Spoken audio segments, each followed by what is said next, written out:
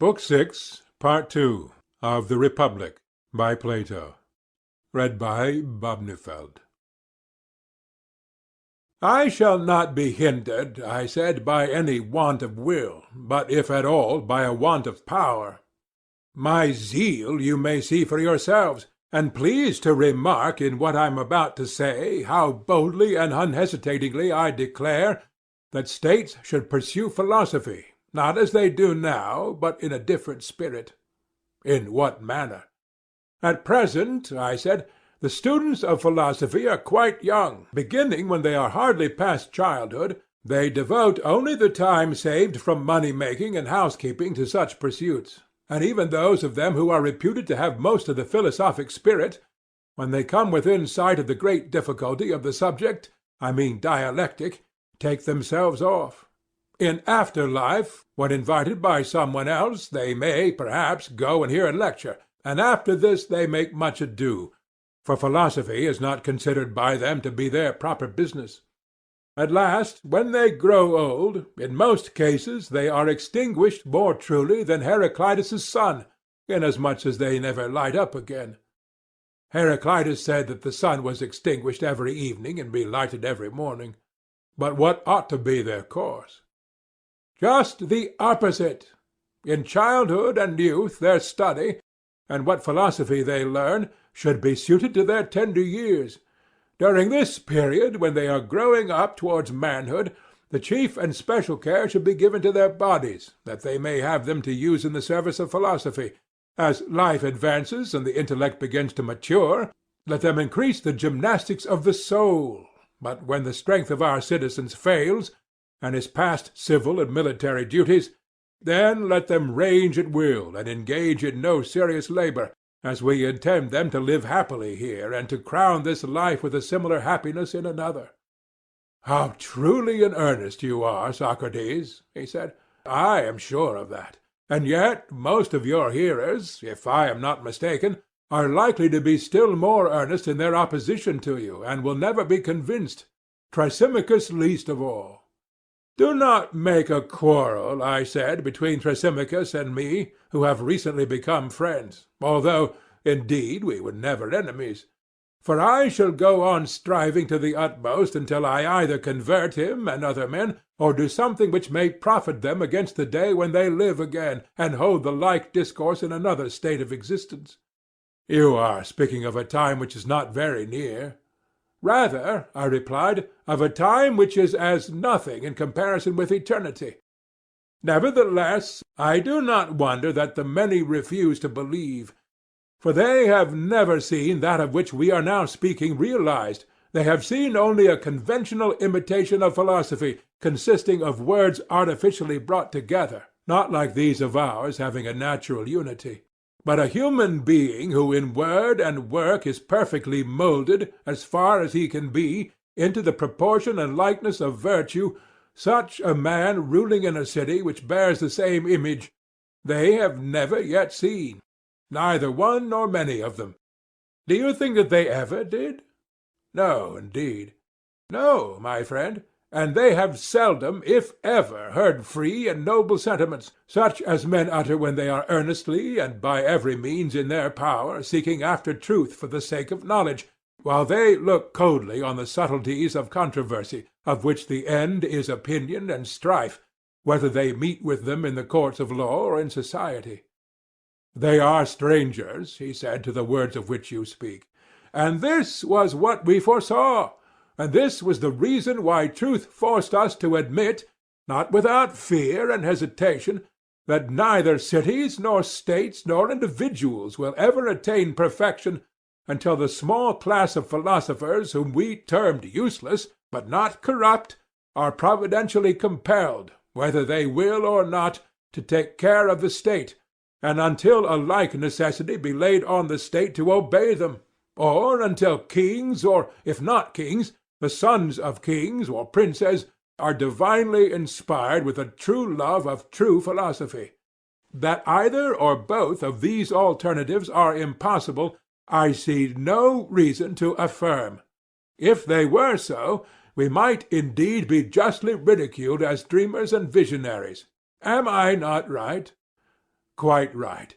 If, then, in the countless ages of the past, or at the present hour in some foreign clime which is far away and beyond our ken, the perfected philosopher is, or has been, or hereafter shall be, compelled by a superior power to have the charge of the state, we are ready to assert to the death that this our constitution has been, and is, yea, and will be, whenever the muse of philosophy is queen. There is no impossibility in all this. That there is difficulty, we acknowledge ourselves. My opinion agrees with yours, he said. But do you mean to say that this is not the opinion of the multitude? I should imagine not, he replied.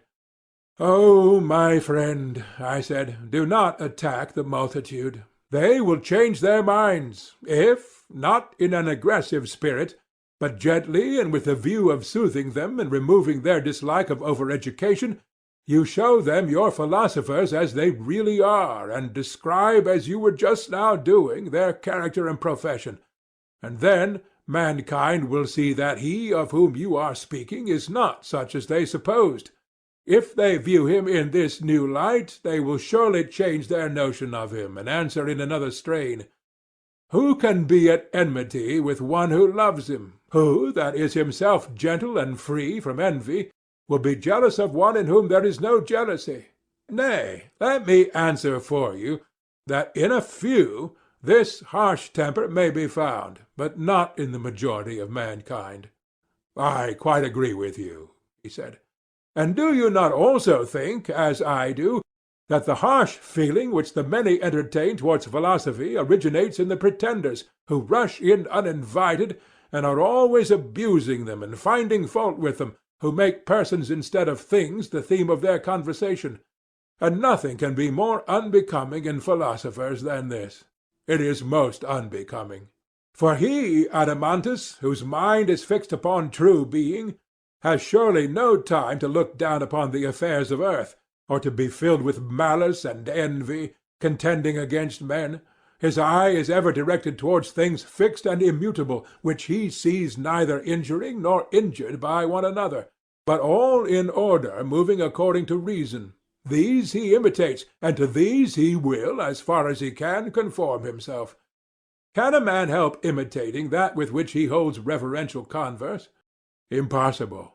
And the philosopher holding converse with the divine order becomes orderly and divine as far as the nature of man allows, but like every one else he will suffer from detraction, of course.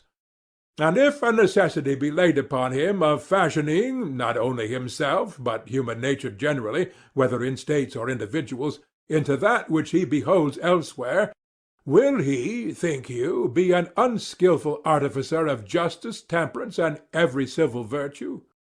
Anything but unskilful. And if the world perceives that what we are saying about him is the truth, will they be angry with philosophy? Will they disbelieve us when we tell them that no state can be happy which is not designed by artists who imitate the heavenly pattern? They will not be angry if they understand. But how will they draw out the plan of which you are speaking? They will begin by taking the state and the manners of men, from which, as from a tablet, they will rub out the picture and leave a clean surface. This is no easy task, but whether easy or not, herein will lie the difference between them and every other legislator. They will have nothing to do either with individual or state, and will inscribe no laws until they have either found or themselves made a clean surface. They will be very right, he said. Having effected this, they will proceed to trace an outline of the Constitution? No doubt. And when they are filling in the work, as I conceive, they will often turn their eyes upwards and downwards. I mean that they will first look at absolute justice and beauty and temperance, and again at the human copy, and will mingle and temper the various elements of life into the image of a man, and this they will conceive according to that other image, which, when existing among men, Homer calls the form and likeness of God. Very true, he said. And one feature they will erase, and another they will put in, until they have made the ways of men, as far as possible, agreeable to the ways of God. Indeed, he said, in no way could they make a fairer picture. And now, I said, are we beginning to persuade those whom you described as rushing at us with might and main that the painter of constitutions is such an one as we are praising, at whom they were so very indignant because to his hands we committed the state, and are they growing a little calmer at what they have just heard? Much calmer, if there is any sense in them. Why, where can they still find any ground for objection? Will they doubt that the philosopher is a lover of truth and being? They would not be so unreasonable. Or that his nature, being such as we have delineated, is akin to the highest good. Neither can they doubt this. But again, will they tell us that such a nature, placed under favorable circumstances, will not be perfectly good and wise if any ever was? Or will they prefer those whom we have rejected? Surely not. Then will they still be angry at our saying that until philosophers bear rule, states and individuals will have no rest from evil, nor will this our imaginary state ever be realized? I think that they will be less angry. Shall we assume that they are not only less angry, but quite gentle, and that they have been converted, and for very shame, if for no other reason, cannot refuse to come to terms? By all means, he said. Then let us suppose that the reconciliation has been effected. Will any one deny the other point, that there may be sons of kings or princes who are by nature philosophers? Surely no man, he said. And when they come into being, will any one say that they must of necessity be destroyed? That they can hardly be saved is not denied even by us, but that in the whole course of ages no single one of them can escape. Who will venture to affirm this? Who indeed? But, said I, one is enough. Let there be one man who has a city obedient to his will, and he might bring into existence the ideal polity about which the world is so incredulous. Yes, one is enough.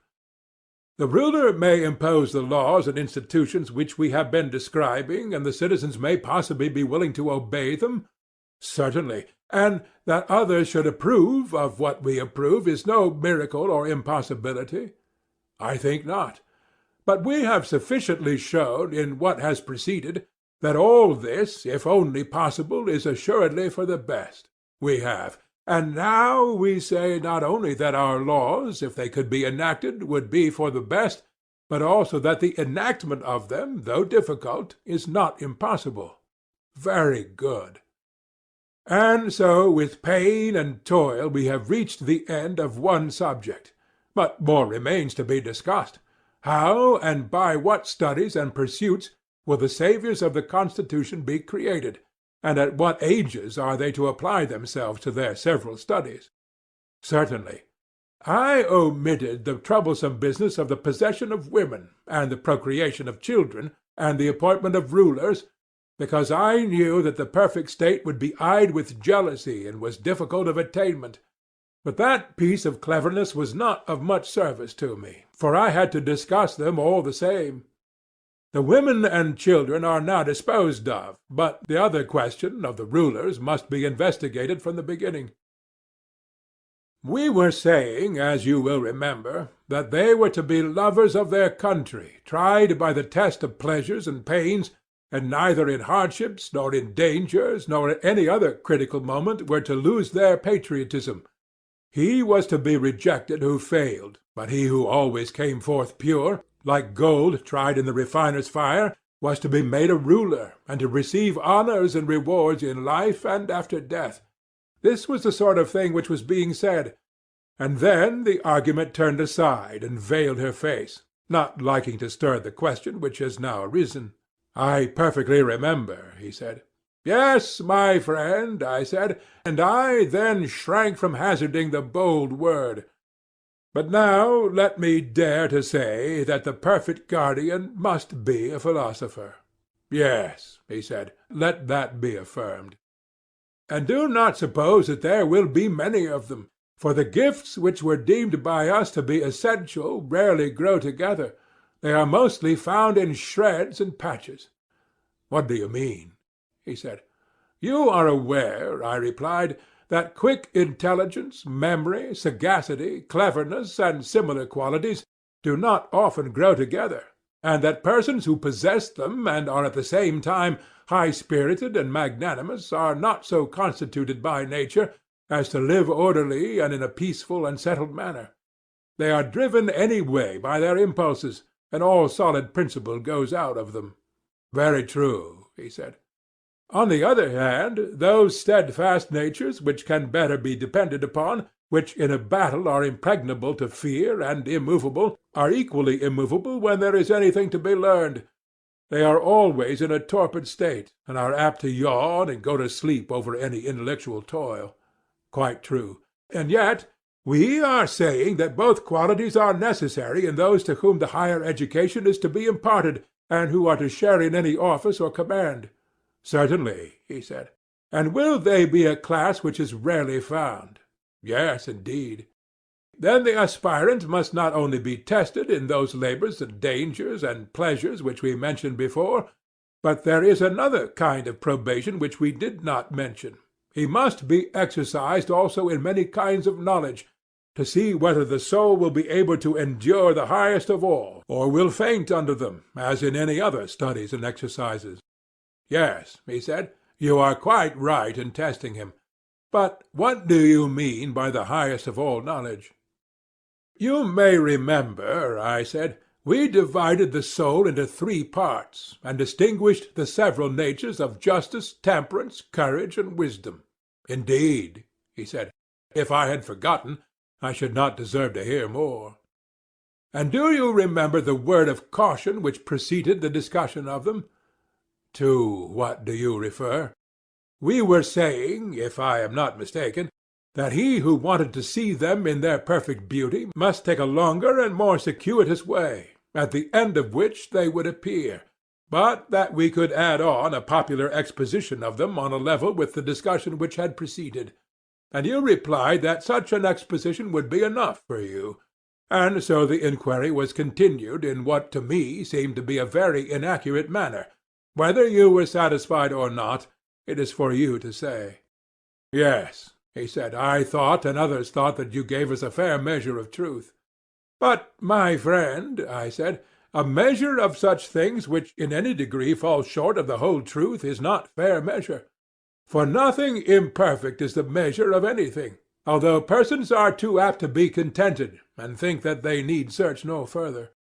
Not an uncommon case when people are indolent. Yes, I said, and there cannot be any worse fault in a guardian of the state and of the laws. True. The guardian, then, I said, must be required to take the longer circuit, and toil at learning as well as at gymnastics, or he will never reach the highest knowledge of all, which, as we were just now saying, is his proper calling. What? He said, is there a knowledge still higher than this, higher than justice and the other virtues? Yes, I said, there is. And of the virtues too we must behold not the outline merely, as at present. Nothing short of the most finished picture should satisfy us.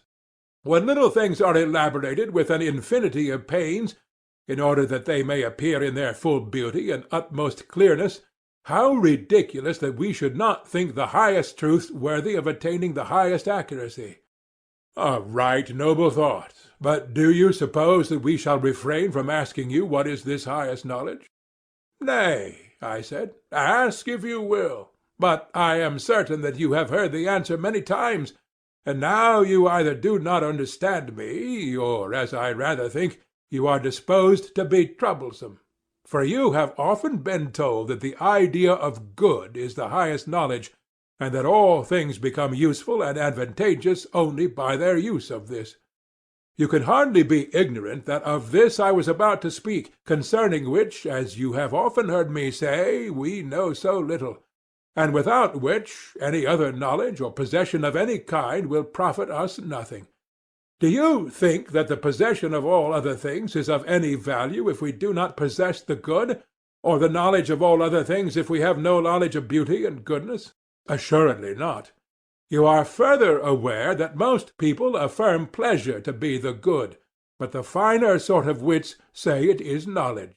Yes. and you are aware, too, that the latter cannot explain what they mean by knowledge, and are obliged, after all, to say knowledge of the good. How ridiculous! Yes, that they should begin by reproaching us with our ignorance of the good, and then presume our knowledge of it. For the good they define to mean knowledge of the good, just as if we understood them when they use the term good. This is, of course, ridiculous. Most true, he said. And those who make pleasure their good are in equal perplexity, for they are compelled to admit that there are bad pleasures as well as good. Certainly. And therefore to acknowledge that bad and good are the same? True. There can be no doubt about the numerous difficulties in which this question is involved. There can be none.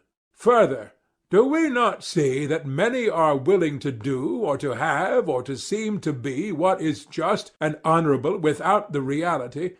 But no one is satisfied with the appearance of good. The reality is what they seek. In the case of the good, appearance is despised by every one. Very true, he said. Of this, then, which every soul of man pursues and makes the end of all his actions, having a presentiment that there is such an end, and yet hesitating because neither knowing the nature nor having the same assurance of this as of other things, and therefore losing whatever good there is in other things, of a principle such and so great as this ought the best men in our state, to whom everything is entrusted, to be in the darkness of ignorance? Certainly not, he said.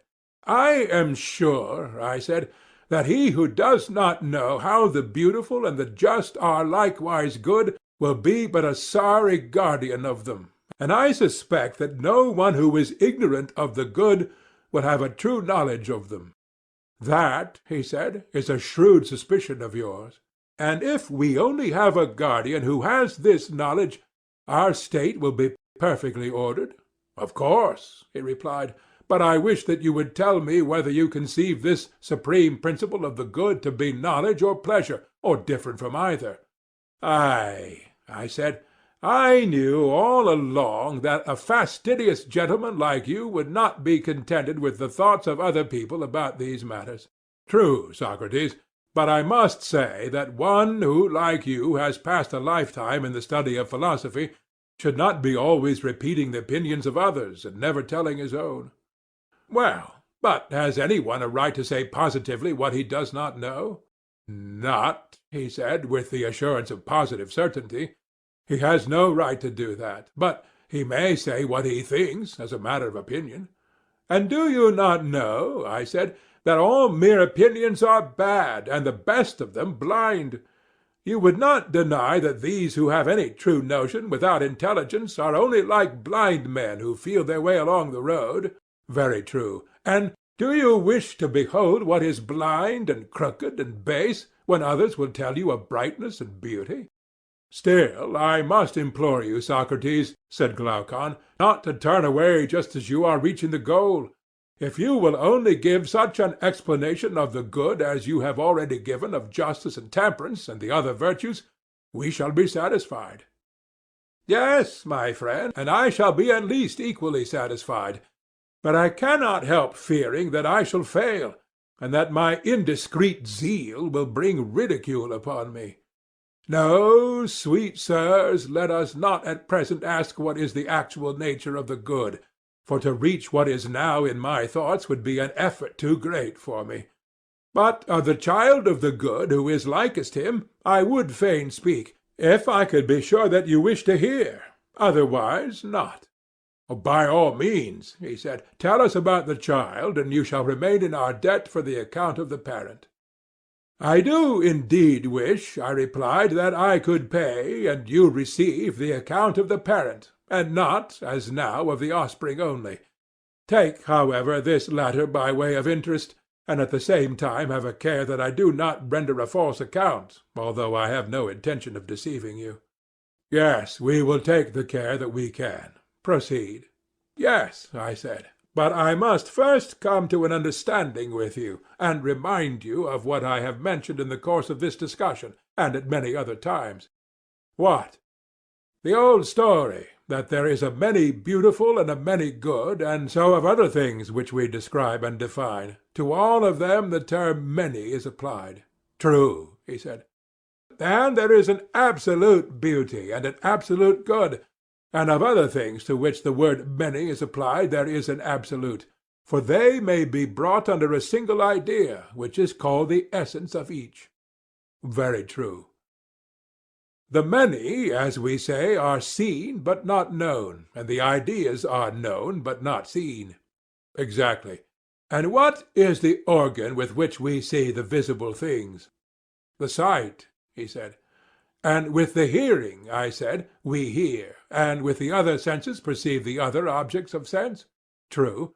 But have you remarked that sight is by far the most costly and complex piece of workmanship which the artificer of the senses ever contrived? No, I never have, he said. Then reflect. Has the ear or voice need of any third or additional nature in order that the one may be able to hear and the other to be heard? Nothing of the sort. No, indeed, I replied, and the same is true of most, if not all, the other senses. You would not say that any of them require such an addition? Certainly not.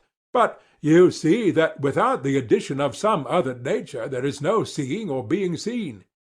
How do you mean? Sight being, as I conceive, in the eyes, and he who has eyes wanting to see. Colour being also present in them. Still, unless there be a third nature specially adapted to the purpose, the owner of the eyes will see nothing, and the colours will be invisible. Of what nature are you speaking? Of that which you term light, I replied. True, he said. Noble, then, is the bond which links together sight and visibility, and great beyond other bonds, by no small difference of nature. For the light is their bond, and the light is no ignoble thing. Nay, the reverse of ignoble. And which, I said, of the gods in heaven would you say was the lord of this element? Whose is that light which makes the eye to see perfectly and the visible to appear? You mean the sun, as you and all mankind say. May not the relation of sight to this deity be described as follows? How? Neither sight nor the eye in which sight resides is the sun? No. Yet of all the organs of sense the eye is the most like the sun? By far the most. And the power which the eye possesses is a sort of effluence which is dispensed from the sun? Exactly. Then the sun is not sight, but the author of sight, who is recognized by sight. True, he said. And this is he whom I call the child of good, whom the good begat in his own likeness, to be in the visible world, in relation to sight and the things of sight, what the good is in the intellectual world in relation to mind and the things of mind. Will you be a little more explicit? He said. Why, you know, I said, that the eyes, when the person directs them towards objects on which the light of day is no longer shining, but the moon and stars only, see dimly, and are nearly blind. They seem to have no clearness of vision in them. Very true. But when they are directed towards objects on which the sun shines, they see clearly, and there is sight in them? Certainly. And the soul is like the eye. When resting upon that on which the truth and being shine, the soul perceives and understands, and is radiant with intelligence. But when turned towards the twilight of becoming and perishing, then she has opinion only, and goes blinking about, and is first of one opinion and then of another, and seems to have no intelligence. Just so. Now, that which imparts truth to the known and the power of knowing to the knower is what I would have you term the idea of good, and this you will deem to be the cause of science, and of truth in so far as the latter becomes the subject of knowledge. Beautiful, too, as are both truth and knowledge, you will be right in esteeming this other nature as more beautiful than either. And as in the previous instance, light and sight may be truly said to be like the sun, and yet not to be the sun, so, in this other sphere, science and truth may be termed to be like the good, but not the good. The good has a place of honor yet higher. What a wonder of beauty that must be, he said, which is the author of science and truth, and yet surpasses them in beauty. For you surely cannot mean to say that pleasure is the good.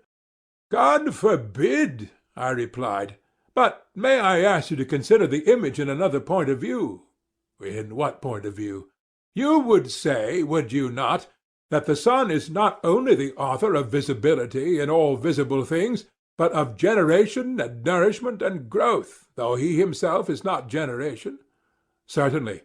In like manner, the good may be said to be not only the author of knowledge to all things known, but of their being and essence, and yet the good is not essence, but far exceeds essence in dignity and power. Glaucon said, with a ludicrous earnestness, "By the light of heaven, how amazing!" Yes, I said, and the exaggeration may be set down to you, for you made me utter my fancies. And pray continue to utter them. At any rate, let us hear if there is anything more to be said about the similitude of the sun. Yes, I said, there is a great deal more. Then omit nothing, however slight. I will do my best, I said, but I should think that a great deal will have to be omitted. I hope not, he said. You have to imagine, then, that there are two ruling powers, and that one of them is set over the intellectual world, the other over the visible. I do not say heaven, lest you should fancy I am playing upon the name. May I suppose that you have this distinction of the visible and intelligible fixed in your mind? I have. Now, take a line which has been cut into two unequal parts, and divide each of them again in the same proportion, and suppose the two main divisions to answer, one to the visible and the other to the intelligible, and then compare the subdivisions in respect of their clearness and want of clearness, and you will find that the first section in the sphere of the visible consists of images, and by images I mean, in the first place, shadows, and in the second place, reflections in water and in solid, smooth, and polished bodies and the like. Do you understand? Yes, I understand. Imagine now the other section, of which this is only the resemblance, to include the animals which we see, and everything that grows or is made. Very good. Would you not admit that both the sections of this division have different degrees of truth, and that the copy is to the original as the sphere of opinion is to the sphere of knowledge? Most undoubtedly. Next, proceed to consider the manner in which the sphere of the intellectual is to be divided. In what manner? Thus. There are two subdivisions, in the lower of which the soul uses the figures given by the former division as images. The enquiry can only be hypothetical, and instead of going upwards to a principle, descends to the other end. In the higher of the two, the soul passes out of hypotheses and goes up to a principle which is above hypotheses, making no use of images as in the former case, but proceeding only in and through the ideas themselves. I do not quite understand your meaning, he said. Then I will try again. You will answer me better when I have made some preliminary remarks. You are aware that students of geometry, arithmetic, and the kindred sciences assume the odd and the even, and the figures and three kinds of angles, and the like in their several branches of science. These are their hypotheses, which they and everybody are supposed to know, and therefore they do not deign to give any account of them either to themselves or to others. But they begin with them, and go on until they arrive, at last, and in a consistent manner, at their conclusion. Yes, he said, I know. And do you not know also that although they make use of the visible forms and reason about them, they are thinking not of these, but of the ideals which they resemble, not of the figures which they draw, but of the absolute square and the absolute diameter, and so on.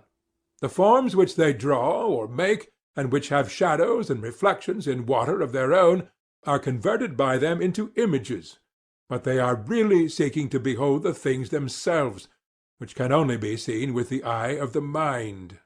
That is true. And of this kind I spoke as the intelligible, although in the search after it the soul is compelled to use hypotheses, not ascending to a first principle because she is unable to rise above the region of hypothesis, but employing the objects of which the shadows below are resemblances in their turn as images, they having in relation to the shadows and reflections of them a greater distinctness, and therefore a higher value. I understand, he said, that you are speaking of the province of geometry and the sister arts.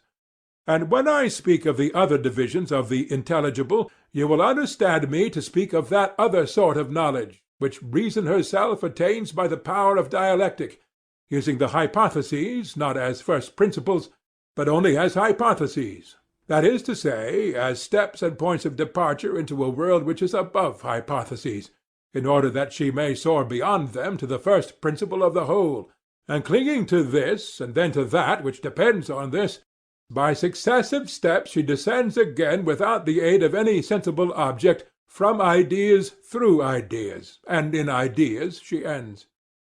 I understand you, he replied, not perfectly, for you seem to be describing a task which is really tremendous. But at any rate, I understand you to say that knowledge and being, which the science of dialectic contemplates, are clearer than the notions of the arts, as they are termed, which proceed from hypotheses only. These are also contemplated by the understanding and not by the senses. Yet, because they start from hypotheses and do not ascend to a principle, those who contemplate them appear to you not to exercise the higher reason upon them, although when a first principle is added to them they are cognizable by the higher reason.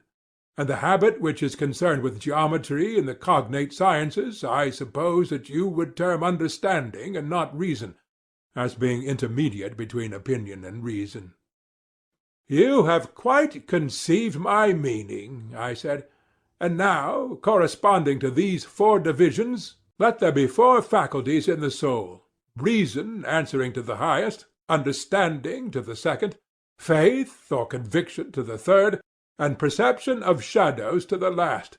And let there be a scale of them, and let us suppose that the several faculties have clearness in the same degree that their objects have truth. I understand, he replied, and give my assent, and accept your arrangement. End of Book 6.